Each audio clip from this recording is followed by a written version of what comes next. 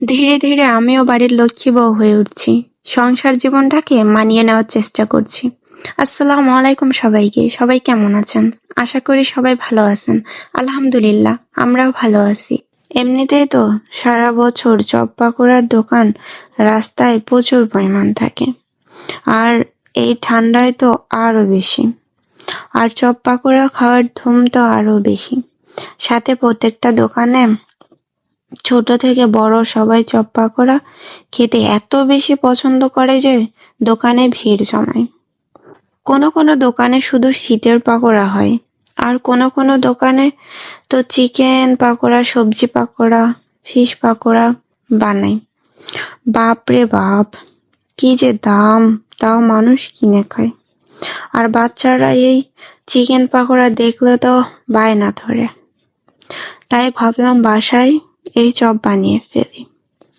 চিকেনগুলো মশলা দিয়ে সুন্দর করে মাখিয়ে নিয়ে হালকা করে ভেজে নিলাম। সব ধরনের মশলা দেওয়া, তাই ভেজে নিতে সময় বেশি লাগেনি। তারপর পাটায় বেটে নিলাম পেঁয়াজ কুচি, কাঁচামরিচ কুচি, ধনেপাতা কুচি, সামান্য ময়দা, বেসন মিশিয়ে ভালো করে মাখিয়ে রেখে দিলাম 2-3 ঘন্টা।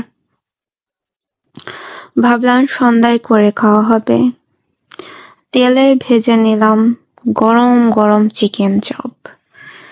ঘরে বসে অল্প খরচে দামি চিকেন চপ দিয়ে সন্ধ্যায় সবাই নাস্তা সেরে ফেললাম।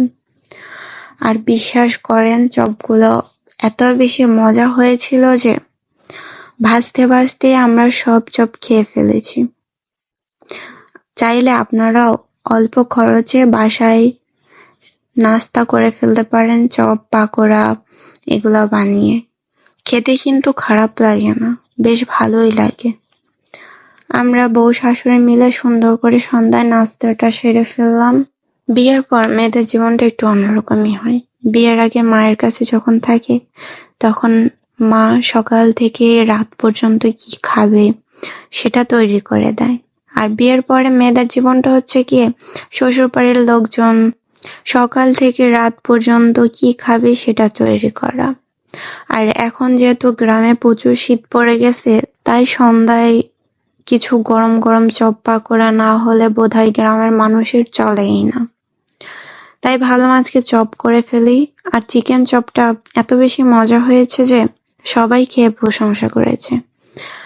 ভাবতেছি রোজ এভাবে চিকেন চপ করে সবার মন করে নিব আর সবার প্রশংসা পাবো। ভালো বউ হয়ে উঠবো।